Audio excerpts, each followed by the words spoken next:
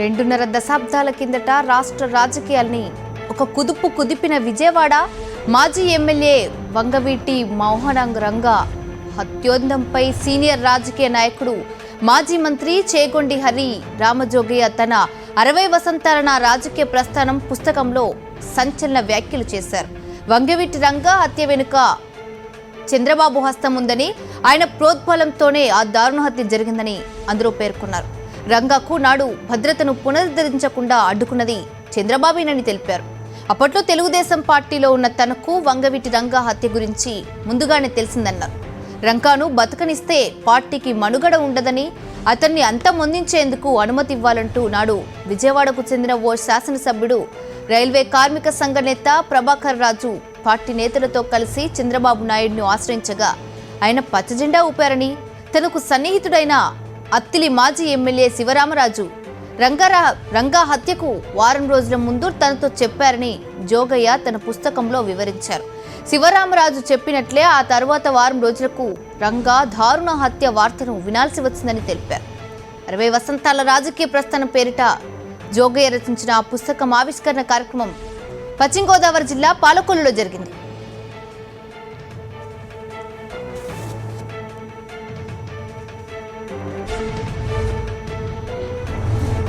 అరవై వసంతాల రాజకీయ ప్రస్థానం 150 పేజీల పుస్తకంలో జోగయ్య తన రాజకీయ జీవితంలో చోటు చేసుకున్న ఎన్నో విశేషాలను, వివాదాలను, విషాదాలను, మలుపులను ఆయన ప్రస్తావించారు. ఆ క్రమంలో 71, 72, 73 పేజీల్లో కాపునాడు కలతలు శీర్షికన రంగా హత్యోదంతాన్ని ప్రముఖంగా ప్రస్తావించారు. మరోవైపు పుస్తకావిష్కరణ తర్వాత అందులో పేర్కొన్న అన్ని విషయాల కంటే ఎక్కువగా రంగా హత్యోదంతం, చంద్రబాబు పాత్ర ప్రస్తావన చర్చనీయాంశమైంది. తాను ఏదైతే రాశానో దానికి కట్టుబడి ఉన్నాను, వాస్తవాలే రాశారు. ఇన్నాళ్ల తర్వాత అబద్ధం రాస్తే నాకేం వస్తుందని ఆయన అన్నారు.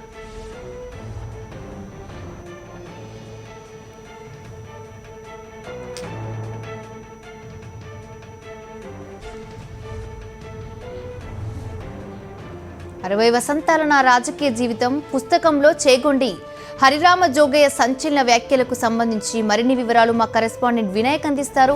గుడ్ మార్నింగ్ వినాయక్, చెప్పండి మీ దగ్గర ఉన్న అప్డేట్స్ ఏంటి?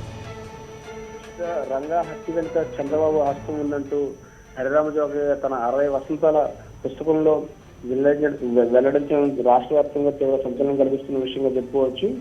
2.5 దశాబ్దాల కిందట రాష్ట్ర రాజకీయాన్ని ఒక కుదిపిన విజయవాడ మాజీ ఎమ్మెల్యే వంగవీటి మోహన్ రంగా హత్యపై ఈ సీనియర్ రాజకీయ నాయకుడు మాజీ మంత్రి చేగొండి హరిరామ జోగయ్య తన 60 వసంతాల రాజకీయ ప్రస్థానం పేరుతోటి ఈ పుస్తకంలో సంచలన వ్యాఖ్యలు చేయడం జరిగింది. వంగవీటి రంగా హత్యలో చంద్రబాబు నాయుడు హస్తం ఉంది, ఆయన ప్రోద్బలంతోనే ఈ దారుణ హత్య జరిగిందని ఆయన అందులో పేర్కోవడం జరిగింది.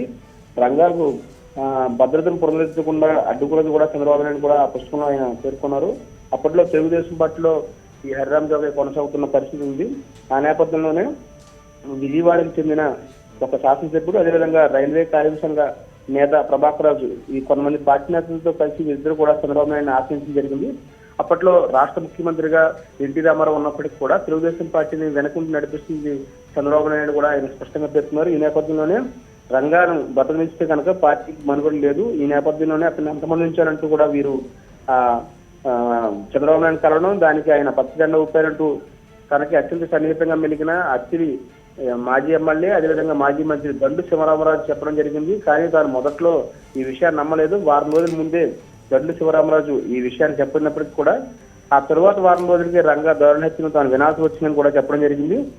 ఈ విషయాలన్నింటినీ కూడా ఆయన 150 పేజీల పుస్తకంలో ఆయన ఈ రాజకీయ జీవితంలో చేరుకున్న ఎన్నో విశేషాలను, వాటన్నిటిలోనూ ఈ 71, 72, 73 పేజీల్లో కాపునాడు కలతలు పేర్చిన ఒక శీర్షికలో భాగంగా ఆయన రాయడం జరిగింది. అలాగే ఆ రోజు ఏం జరిగిందంటే అంటూ ఆయన మాటల్లోనే మనం తెలుసుకోవచ్చు. విజయవాడలో మహానాడు విజయవంతంగా ముగిసిన కొద్ది నెలలకే అదే ప్రాంగణంలో కాపు సామాజిక వర్గ నేతలు కొంతమంది కాపునాడు నిర్వహించడం జరిగింది. 1,00,000 మందికి పైగా కాపుకు సంబంధించిన నేతలు మొత్తం అందరూ కాపు కులస్తులందరూ కూడా ఈ సభలో హాజరయ్యి ఎన్టీఆర్ ను తీవ్ర స్థాయిలో విమర్శించడం జరిగింది.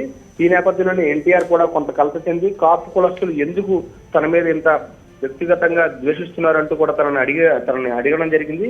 ఈ నేపథ్యంలోనే ఈ మధ్య కాలంలో కాపు కులస్తులకు మన ప్రభుత్వం మీద కోపం రావడానికి కారణం ఏంటంటూ ఆయన తనని పిలిచి అడిగిన సమయంలో విజయవాడ ఎమ్మెల్యే వంగవీటి మోహన్ రంగాకు ప్రభుత్వం ఏర్పాటు చేసిన భద్రతను ఉపసంహరించడమే అని చెప్పేసి తను చెప్పడం జరిగింది. ఆ సమయంలో రంగాకు భద్రత ఉపసంహరిస్తే తిరిగి పునరుద్ధరిస్తే కాపు కులస్తులు శాంతిస్తారని తను ఎన్టీఆర్ సూచించాను. దాని ప్రకారమే ఆయన ఆ ప్రయత్నం చేసే భద్రతను పునరుద్ధరిద్దామని చెప్పి హామీ ఇవ్వడం కూడా జరిగింది. కానీ ఆ మరునాడే తిరిగి ఎన్టీ రామారావు సారీ బ్రదర్ అంటూ కూడా తనకు ఫోన్ చేసి చెప్పడం జరిగింది. చంద్రబాబు నాయుడు ఒప్పుకోవట్లేదు ఈ విషయంలో అని చెప్పి చెప్పడం కూడా జరిగింది. మొత్తంగా ఈ విషయంలో 3 పేర్లు ఆయన ప్రస్తావించడం జరిగింది.